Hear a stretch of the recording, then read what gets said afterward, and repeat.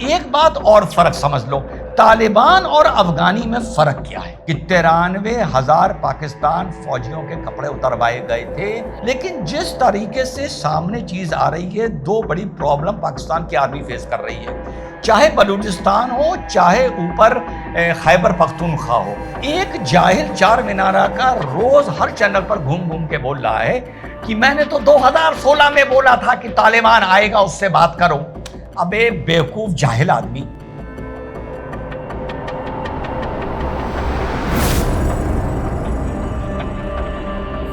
Hello नमस्कार सत श्री अकाल अस्सलाम वालेकुम, कैसे हैं जनाब। लेटेस्ट खबर अब आ रही है अफगानिस्तान पाकिस्तान से। गाजा की बोलो, गाजा की पुरानी हो गई कि लड़ाई अब पूरे बॉर्डर पर छिड़ गई है और कांधार में भी शुरू हो गई है, जो बड़ा इंपॉर्टेंट प्रोविंस है और पाकिस्तान और तालिबान का बड़ा स्ट्रॉन्ग होल्ड माना जाता है।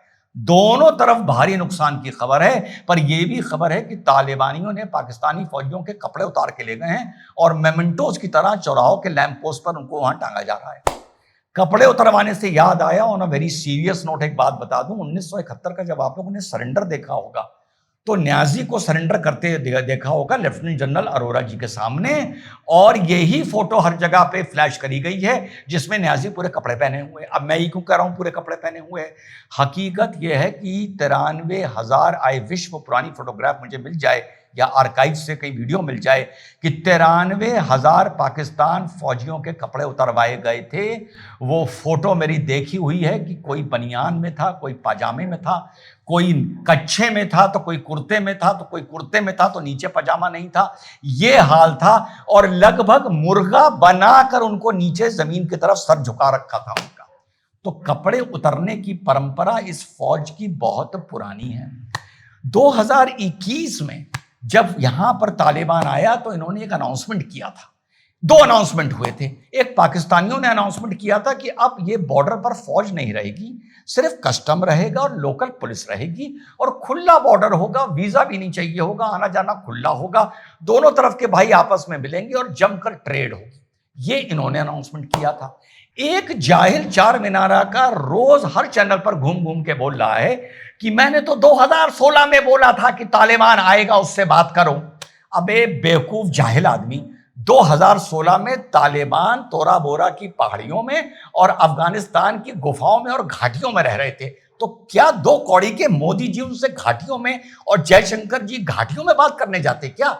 जाहिल आदमी, हर चीज का वक्त होता है, मौके की नजाकत होती है ये लेकिन तुझे नहीं पता, क्योंकि देवबंद को लेके तेरी रिश्तेदारी निकलती है तालिबान से, इस मारे तू तालिबान से बड़ी मोहब्बत करता है लेकिन आईसिस को बड़ी गाली देता है। समझते जाइएगा किसकी बात कर रहा हूं।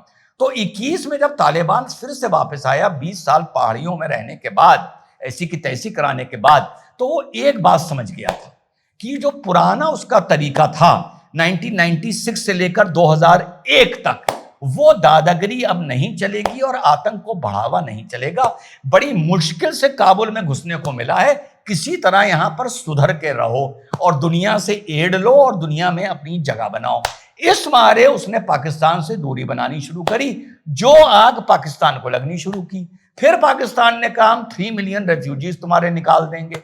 इसी बीच में जब तालिबान पहाड़ियों में छुपा छुपा घूम रहा था, भाई कुछ तो उनको करना था ना, कुछ तो मारपीट करनी थी ना, खाना भी हजम करना था, एसिडिटी बढ़ गई थी, तो पैदा हुआ तहरीक तालिबान पाकिस्तान, शायद 2005 में या 6-7 में। इन्होंने कहा कि चलो कुछ तो फाइट करें। इन्होंने कहा हम पाकिस्तान में भी शरीयत लेके आते हैं, और वहां से इनकी और पाकिस्तान के जूते चलने शुरू हुए, जो अभी हाल के 2-3 साल में 2021 के बाद बहुत बढ़ गए और इधर से पाकिस्तान ने भी पलटवार करना शुरू किया नूर वली को मारने के लिए। ऑपरेशन सिंदूर से प्रेरणा लेकर सुनते हैं काबुल में और अफगानिस्तान के कुछ बॉर्डर्स में जाकर वहां पर एयर अटैक कर दिया। अब ये लो, इन्होंने ये क्यों किया? उसके 2 रीजन है, आखिरी रीजन बाद में बताऊंगा।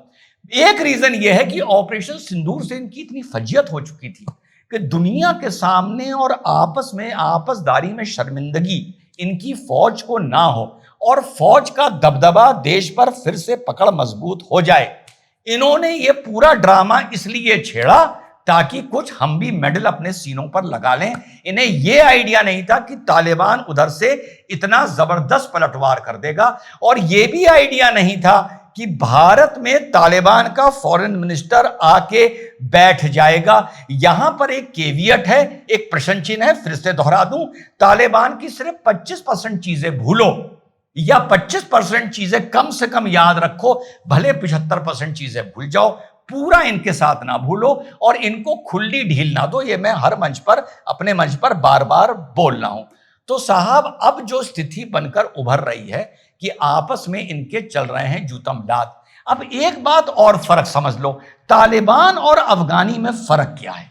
जब 1989 में यूएसएसआर तालिबान अफगानिस्तान से विड्रॉ कर गया तो वहां के जो लड़ाके थे, जिनको उस टाइम में मुजाहिदीन बोला जाता था, उन लोगों ने अलग अलग प्रोविंसेस पर कब्जा करके वो बैठ गए।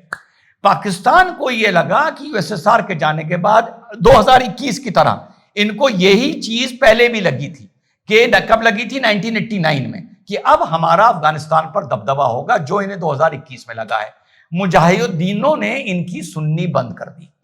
तो पाकिस्तान की आईएसआई ने अफगान पाकिस्तान बॉर्डर पर पश्तून बेल्ट पे, पश्तून बोले तो मॉडर्न लैंग्वेज में पठान बेल्ट पे, तालिबान की फोर्स खड़ी करी। तालिबान का मतलब होता है द स्टूडेंट ऑफ इस्लाम, कि अब तुम जाओ और तालिबान को वेपन्स दिए, ट्रेनिंग दी कि तुम जाओ और काबुल पर कब्जा करो, ताकि हमारा एक आपस में कोऑर्डिनेशन बैठा रहे।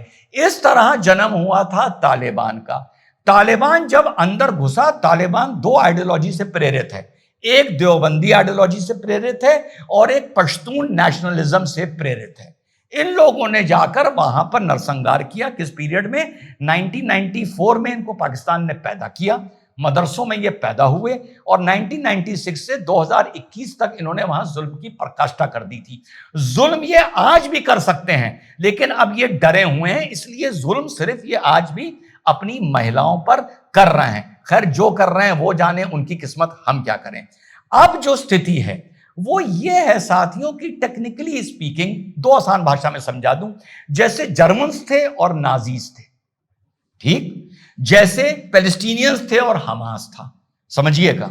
उसी तरह अफगानिस्तान में हम लोग, जो मीडिया कंफ्यूज कर रहा है कि Taliban means Afghani. No, Taliban does not mean अफगानी।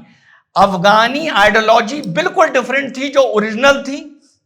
तालिबानी आइडियोलॉजी स्टार्टिंग में 1994 में बिल्कुल डिफरेंट थी, जिहाद टेरर बेस्ड थी, देवबंदी बेस्ड थी और पश्तून नेशनलिज्म से बेस्ड थी। ये दोनों का बेसिक फर्क समझिए। इस मारे इन्होंने जब काबुल पर कब्जा किया तो इन्होंने अफगानिस्तान पर बेइंतहा जुल्म किए। धीरे धीरे over a period of 30 years वो तालिबान अब हाइब्रिड हो गया, यानी उनकी वहां पर इंटरनल शादियां हो गई, इंटरनल बच्चे हो गए, बच्चे जवान हो गए। तो वहां पर एक हाइब्रिड अब कम्युनिटी निकल के आई है, जिसको लोग तालिबान बोल रहे हैं, लेकिन मैं अभी भी इसको प्योर अफगानी नहीं बोलूंगा, अफगान तालिबान बोलूंगा। जैसे जो मुगल निकल के आए थे वो मंगोल से और सेंट्रल एशिया की ट्राइब से निकल के आए थे। थोड़ा सा एजुकेट कर रहा हूं क्योंकि किसने कहां कितने बम मारे ये आपको बहुत सी चैनल बता देंगी। तो अब जो तालिबान है इसमें कुछ ओरिजिनल अफगान का हाइब्रिड आ गया है और एक सबक मिल गया है इनको कि 20 साल अपनी हरकतों की वजह से हम सत्ता से दूर रहे थे और पहाड़ियों पर हमने अपने दिन और रात गुजारे थे। इस मारे आपको अब थोड़ा सा फर्क तालिबान की में देखने को मिल रहा होगा। तो कुल मिला के एक चीज बस मैं एंड में बोलूंगा कि जो तालिबान कर रहा है वो कर रहा है, जो पाकिस्तान आर्मी कर रही है वो कर रही है, लेकिन जिस तरीके से सामने चीज आ रही है, दो बड़ी प्रॉब्लम पाकिस्तान की आर्मी फेस कर रही है, चाहे बलूचिस्तान हो चाहे ऊपर खैबर पख्तूनख्वा हो। यहां पर जो फौजें लगी हैं पाकिस्तान की वो भी पश्तून है ज्यादातर, उधर से जो लड़ाके लड़ रहे हैं इनके खिलाफ वो भी पश्तून है। बलूचिस्तान में भी जो फौज लगी है ज्यादातर वो बलूच है, उधर से जो लड़ रहे हैं वो भी बलूच हैं। तो एक ये रिपोर्ट्स तक बता रही हैं कि अब पाकिस्तान की आर्मी एक लेवल के बाद इन पश्तून प्लस पश्तून ब्रदरहुड को लेके और बलूच प्लस बलूच ब्रदरहुड को लेके ऑर्डर्स की नाफरमानी कर रहे हैं और ऑर्डर्स को नहीं मान रहे हैं और छुट्टियां ले लेके घर जा रहे हैं कि हम अपने ब्रादरीन को, अपनी ट्राइब को हम नहीं मार सकते। एक पॉइंट ऑफ व्यू ये आ रहा है कि पाकिस्तान में एकदम से जो इतना टर्मोइल हो रहा है कहीं पे लब्बैक निकल रहा है, तहरीक लब्बैक निकल रहा है, कहीं बलूचिस्तान में हो रहा है, कहीं अब सारे बॉर्डर्स पे हो रहा है, कहीं खैबर पख्तूनख्वा में हो रहा है। एक पॉइंट ऑफ व्यू ये है, आप लोगों को फूड ऑफ थॉट दे रहा हूं कि ये सब के पीछे मुनीर चुपचाप बैठ के इस तमाशे को देख रहा है, मजे ले रहा है, और इसी तमाशे को आड़ बनाकर मुनीर मार्शल लॉ पाकिस्तान में बहुत जल्दी डिक्लेयर कर सकता है।